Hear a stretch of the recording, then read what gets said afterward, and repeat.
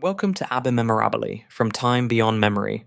I'm Drake, And I'm Holly. Where ancient wisdom meets modern minds. brought to you by the most ancient anamnetic order of Trikala, for seekers everywhere, whether you're walking with us or simply curious about the path. Each episode, we explore the hidden patterns that connect philosophy, consciousness, and human transformation. Drawing from traditions east and west, old and new, familiar and forgotten. Because some truths exist outside of time, waiting to be remembered, not learned. On this episode, we're examining one of history's most profound choices. When the man considered the wisest in Athens chose to drink hemlock rather than compromise his truth. Why did Socrates, who could have easily escaped, choose death instead? Drake, this is one of those moments in history that still sends shivers through me. Here's a 70-year-old man, surrounded by friends begging him to escape, with the means and opportunity to flee, and he refuses. He literally chooses death over exile. And not just any death, a slow, conscious death by hemlock poisoning, fully aware until the end. His friends had everything arranged. The guards were bribed. He could have lived comfortably in another city. Yet he stayed and drank the poison willingly. To modern sensibilities, it seems almost incomprehensible. We live in an age that prioritizes survival above almost everything. The idea of choosing death for a principle. But that's exactly why we need to understand it. Because Socrates wasn't choosing death. He was choosing integrity. And understanding the difference might be one of the most important philosophical insights we can grasp. Let's set the scene for those who might not know the full story. The year is 399 BCE. Socrates has just been convicted by a jury of 501 Athenian citizens on charges of impiety and corrupting the youth. The vote was close, 280 to 221. But when Socrates, instead of proposing exile as his punishment, suggested he should be given free meals for life like an Olympic victor. The jury was not amused. The death sentence vote was much more decisive, 360 to 141. And here's where it gets interesting. There was a delay in the execution because of a religious festival. During this time, Socrates' wealthy friends, particularly Crito, arranged everything for his escape. It would have been easy, expected even. The authorities probably wanted him to flee. It would solve everyone's problem. But Socrates refused, and we know exactly why, because Plato recorded his reasoning in the dialogue called the Crito. Should we explore his arguments? Absolutely. Because they're not what you might expect. Socrates doesn't argue that he's innocent, though he maintains he is. He doesn't claim martyrdom will spread his message. Instead, he makes a philosophical argument about the nature of justice and the soul. The first thing Socrates argues is about agreements. He says he's made an implicit agreement with Athens by choosing to live there for 70 years, raising his children there, never leaving except for military service. He uses this fascinating metaphor. He imagines the laws of Athens appearing to him and speaking. They say, Socrates, we brought you into being, raised you, educated you. You had 70 years to leave if you disagreed with us. By staying, you agreed to abide by our decisions, even when they go against you. It's a social contract argument centuries before Rousseau. Exactly. But notice, it's not blind obedience to authority. Socrates spent his whole life questioning authority, challenging the powerful, irritating the establishment. That's why he was on trial.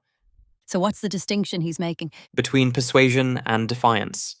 He says you should always try to persuade the state when it's wrong, which he did his whole life. But if you fail to persuade, you must either obey or accept the consequences. To run away would be to destroy the very principle of law itself. But couldn't he argue that an unjust law deserves no obedience? That's exactly what Crito argues. But Socrates makes this remarkable move. He says injustice should never be answered with injustice. If the state wrongly executes him, that's the state committing injustice. If he escapes, he would be committing injustice in return, breaking his agreement, undermining the law, becoming the very thing he spent his life arguing against. Two wrongs don't make a right, but elevated to ultimate philosophical principle. More than that. Socrates believed that committing injustice harms your soul more than suffering injustice harms your body. Better to die with an intact soul than live with a corrupted one. This connects to something else Socrates was famous for, his daemon, or daimon, his inner voice, Tell us about that because it's crucial to understanding his choice. Yes. Throughout his life, Socrates claimed to have this inner voice, a daimonion, that would stop him when he was about to do something wrong. Not a voice that told him what to do, but one that warned him what not to do. Like an internal moral compass, or what we might call conscience or intuition. But more specific than that, Socrates treated it as a divine sign, something beyond ordinary human reasoning. And here's what's remarkable. In the Apology, he tells the jury that his demon has been silent about his trial and sentence. It didn't warn him against coming to trial, against his defense, against accepting the death sentence. He interprets this silence as approval that somehow this death is right for him. Which brings us to one of his most famous statements from the Apology. The unexamined life is not worth living. He literally says he would rather die than stop practicing philosophy, stop questioning, stop examining himself and others. That's the line everyone knows, but in context, it's even more powerful. He's not making an abstract philosophical point. He's explaining why he can't accept exile or silence as punishment. To stop examining life would be a kind of death anyway, the death of everything that makes him who he is. And this is where the Order's teachings resonate. The idea that there are things worse than physical death. The death of integrity. The death of purpose. The death of one's essential nature. Drake, let's look at the actual death scene, because it's one of the most powerful in all of literature. Plato describes it in the Phaedo. It's extraordinary. Socrates spends his last day doing what he always did, philosophizing with friends. They're all weeping, and he's comforting them, arguing that death is nothing to fear for a philosopher. He makes this argument that philosophy is actually practice for dying. It's about separating the soul from the body, focusing on eternal truths rather than physical pleasures. And then, when the jailer brings the hemlock, Socrates takes it calmly. The jailer himself is in tears, saying he's never seen anyone face death so nobly. Socrates actually thanks him for his kindness. His last words are so strange and beautiful. Crito, we owe a rooster to Asclepius. Please don't forget to pay the debt. Asclepius was the god of healing. Some interpret this as Socrates saying death is the cure for life, that he's being healed of the disease of embodiment. Others think he's being ironic to the end, making a joke about owing a debt to the healing god while dying. Or perhaps he's simply showing that even at the moment of death, he's concerned with doing what's right, paying his debts, maintaining his integrity to the last breath. What strikes me is how different this is from martyrdom in religious traditions. Socrates isn't dying for a doctrine or to prove his beliefs true. No, he's dying because the alternative, living without integrity, isn't living at all. It's philosophical rather than religious martyrdom. Though there are parallels. Jesus, about 400 years later, also chose death rather than recant. Thomas More chose execution rather than betray his conscience. And in Eastern traditions, we have examples like Bodhidharma, who supposedly cut off his eyelids rather than fall asleep during meditation. Physical sacrifice for spiritual integrity. Or in the Bhagavad Gita, where Arjuna learns that fulfilling one's dharma, one's essential duty, is more important than physical survival. But Socrates is unique in that his sacrifice is purely philosophical. He's not dying for God or country or family. He's dying for the principle of principled living itself. Let's bring this forward to our time. We have modern examples of people choosing principle over safety. Whistleblowers like Edward Snowden, Chelsea Manning, Daniel Ellsberg. It's interesting to compare. They revealed government secrets because they believed the public had a right to know. They knew they'd face prosecution, possibly life imprisonment or worse. But there's a difference, isn't there? Most modern whistleblowers try to avoid capture if they can. Snowden fled to Russia. They don't seek punishment. Which Socrates might say is perfectly reasonable. He wasn't arguing everyone should seek death. His choice was specific to his situation. He was 70 years old, had lived his full life in Athens, had made his implicit agreement with the city. A younger person, or someone without those ties, might make a different choice with equal integrity. The principle isn't choose death, but choose integrity. For Socrates, in his specific situation, integrity meant accepting the consequences of the legal system he'd participated in his whole life. Though I wonder what he would say about unjust systems. If he'd lived under a tyranny rather than a democracy, Would his argument change? He actually addresses this in the Credo. He says if the laws are unjust, you should try to change them through persuasion or leave for somewhere else. But if you stay and participate, you've accepted the system, flaws and all. That's a hard teaching. It suggests a level of responsibility for the systems we participate in that most of us don't want to acknowledge. There's another dimension to Socrates' choice that we should explore. His understanding of death itself. In the Phaedo, he presents several arguments for why philosophers shouldn't fear death. Right? Because if you've spent your life pursuing wisdom and truth, things that aren't physical, then death is just the final separation of the soul from bodily distractions. He even argues it might be better than life. Either death is nothingness, like an eternal dreamless sleep, which isn't bad, just nothing, or the soul survives, in which case he'll get to question Homer and Hesiod and all the great figures of the past. Only Socrates would look forward to death as an opportunity for more philosophical discussions. But there's something profound there. He's saying that if you've lived properly, aligned with truth and wisdom, then death holds no terror.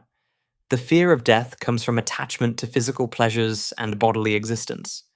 Which connects to Buddhist and Stoic teachings about attachment being the source of suffering. Exactly. Marcus Aurelius, deeply influenced by Socrates, wrote extensively about being ready for death at any moment.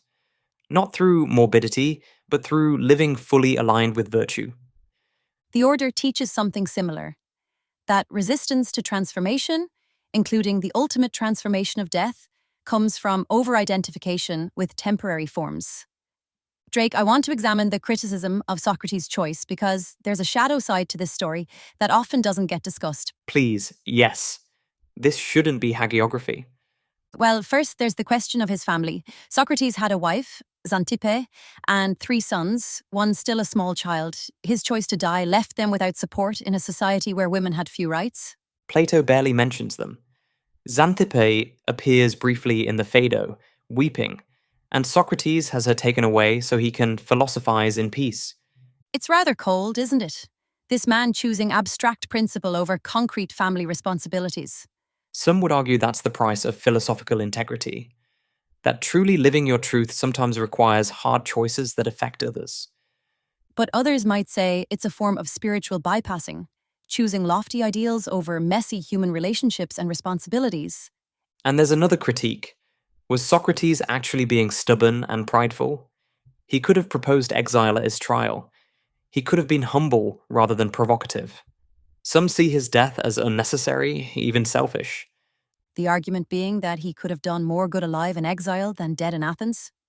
Exactly. His student Plato certainly thought so.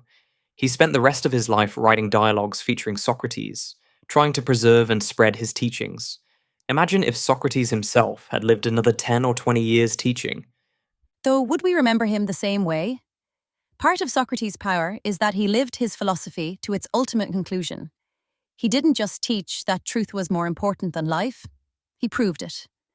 And perhaps that's the paradox. His death became his greatest teaching. By choosing hemlock, he burned his philosophy into history in a way that decades more of talking might not have achieved. There's something else about Socrates' demon that I find fascinating. He trusted this inner voice completely, even unto death. How do we distinguish between genuine inner wisdom and delusion? That's the crucial question, isn't it? Plenty of people have heard voices telling them to do terrible things. What made Socrates' demon different? Well, for one thing, it only told him what not to do, never what to do. It was prohibitive rather than prescriptive. And it aligned with reason and virtue. Socrates didn't follow it blindly. He used it as one input alongside rigorous logical examination. The order speaks about this, developing discernment between true intuition and ego projection, between wisdom and wishful thinking. It requires what Socrates was famous for, knowing yourself, including your capacity for self-deception. The unexamined life isn't worth living precisely because without examination, we can't distinguish between truth and illusion, even in our own inner voices. So, paradoxically, trusting your inner voice requires doubting it first, testing it, examining it. Yes, Socrates spent decades testing his demon against reason, against evidence, against the wisdom of others. By the time of his trial, he had earned the right to trust it because he'd verified its reliability. Let's talk about how Socrates' choice reverberates through philosophy, because in many ways, he set the template for what it means to be a philosopher. Absolutely. After Socrates, philosophy wasn't just about clever arguments or abstract theories, it became about living your truth, embodying your principles. The Stoics especially took this to heart. Epictetus, himself a slave, taught that the only true freedom is the freedom to choose your response to circumstances. Very Socratic. And the Cynics, like Diogenes, took Socrates' disdain for material comfort to extremes, living in poverty to prove that virtue alone is sufficient for happiness. Even traditions that disagreed with Socrates' conclusions were shaped by his example. The Epicureans, who valued pleasure, still emphasized that the highest pleasure comes from philosophical contemplation and friendship, very much in Socrates' spirit. And jumping forward, you can see Socrates' influence in everyone from Kierkegaard's leap of faith to Sartre's authentic existence to Gandhi's satyagraha, truth force. Gandhi especially is interesting because he explicitly cited Socrates as an influence. The idea that accepting unjust punishment can reveal the injustice of the system, that's very Socratic. Though Gandhi added the element of active, non-violent resistance that Socrates didn't really embody. Socrates was more about personal integrity than social change. Or was he? His death certainly changed Athenian society. It became a mark of shame for the city. Several of his accusers were later ostracized or met bad ends. And of course, it inspired Plato to create the Academy, Aristotle to develop his ethics, and essentially launched Western philosophy as we know it. So maybe Socrates knew exactly what he was doing. Maybe his demon was silent because it knew his death would echo through millennia. Holly, I want to explore something that troubles me about Socrates' choice.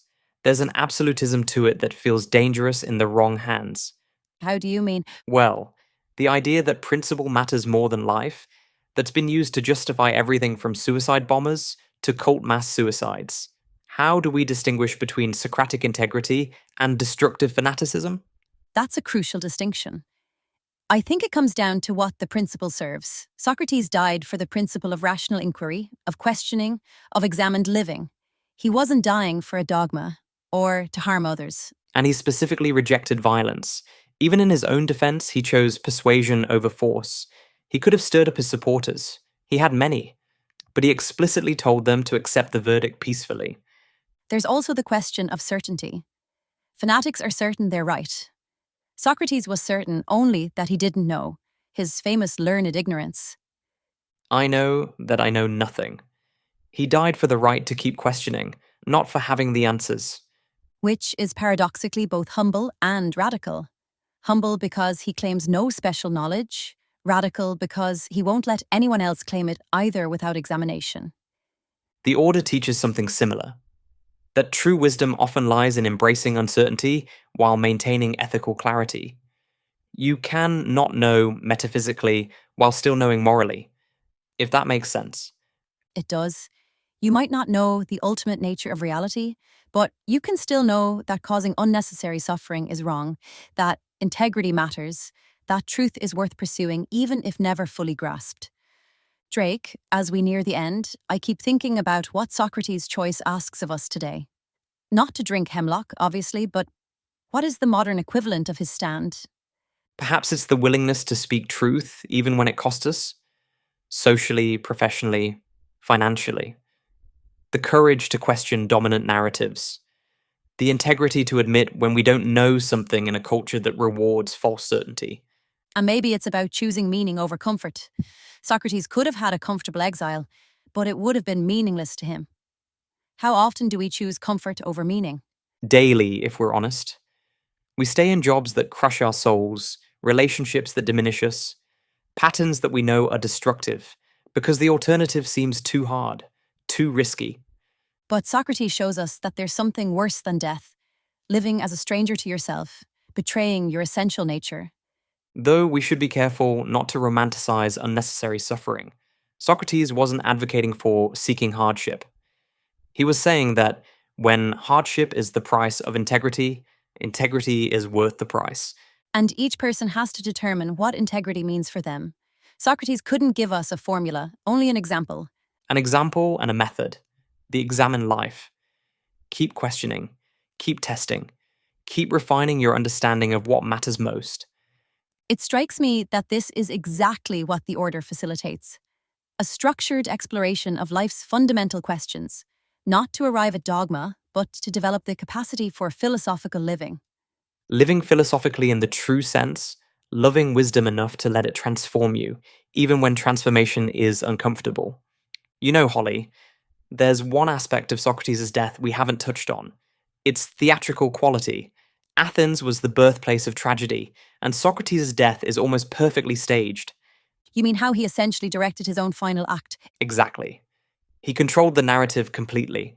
The timing, the speeches, the calm dignity, even the last words about the rooster. It's all dramatically perfect. Are you suggesting it was performance? Not in the sense of being false, but in the sense of being consciously crafted for maximum impact. Socrates understood the power of symbol and story. He made his death into a teaching tool. That's rather brilliant, actually. He transformed state execution into philosophical triumph. The city tried to silence him and instead gave him the loudest voice in history. And unlike written philosophy, which can be misinterpreted or ignored, an enacted philosophy, a lived and died philosophy, carries undeniable power. It makes me think about how we craft our own lives. Are we conscious of the story we're telling through our choices? Not for fame or glory, but for integrity and meaning. Socrates would say that's exactly the point of the examined life, to become conscious of the story you're living and to ensure it aligns with your deepest values. Drake, before we close, I want to return to that phrase, philosophy as preparation for death. What does that mean for those of us who aren't planning to drink hemlock? I think it means learning to let go of attachments, of ego, of the illusion of control. Every small death we experience, the end of a relationship, a career, a phase of life, is practice for the ultimate letting go. And if we can face these small deaths with grace, perhaps we build the capacity to face the final one without fear. But more than that, I think Socrates is saying that truly living requires acknowledging death. Not morbidly dwelling on it, but recognizing that our time is limited, which makes our choices matter. The order speaks of this, how contemplating mortality clarifies priority. When you truly grasp that you will die, suddenly the trivial falls away and the essential becomes clear. And perhaps that's Socrates' greatest gift to us. Not his answers, but his questions. Not his death, but his way of dying. Fully conscious, fully choosing, fully himself to the end. Living his truth quite literally to his last breath. And challenging us to consider, what truth are we willing to live for? What principles are we willing to stand for? Not necessarily to die for, that's rare, but to truly live for. Because as Socrates showed us, sometimes living for something fully means being willing to accept all consequences, even the ultimate one. And paradoxically, that willingness to accept death might be what allows us to truly live. Thank you for joining us for this exploration. Ab immemorabili, from time beyond memory. Until next time, keep questioning, keep growing. And remember, the wisdom you seek has always been within you. You're not learning it, You're remembering it.